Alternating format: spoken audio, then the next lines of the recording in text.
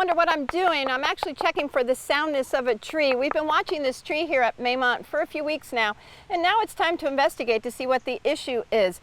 This is an ash tree, and you may not have heard by now, but I hope you have, is that Virginia's being infested with emerald ash borer. Its abbreviation is EAB.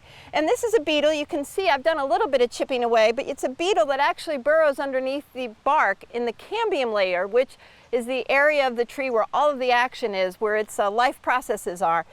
And I'm chipping away some of the bark to expose even more of these classic S-shaped tunnels, which is the perfect way of identifying that yes, this ash tree is truly infested with emerald ash borer. Another technique to use though is to look for the exit holes of the adult beetle. This is an exit hole that is round in shape, but it has a distinctive flat side like the capital letter D.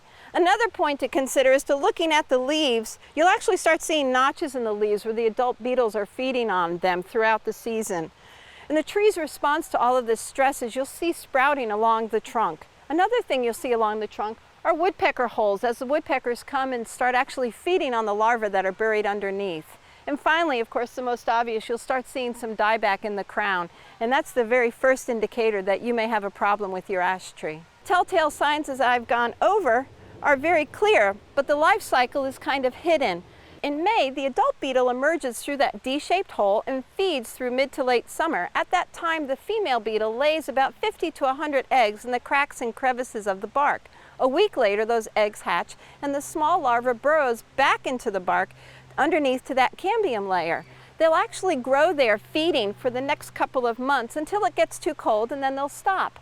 As the weather warms in the spring, they actually pupate into the adult form and come out of the tree to start the life cycle all over again.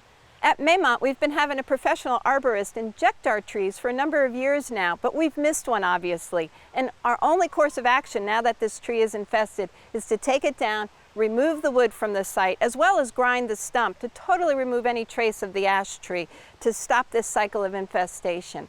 I encourage you to go out and look at your ash trees, and if you have any questions about them, contact your local cooperative extension agent or contact an arborist and ask them to come out and take a look at it as well, because an ounce of prevention here is equal to a pound of cure.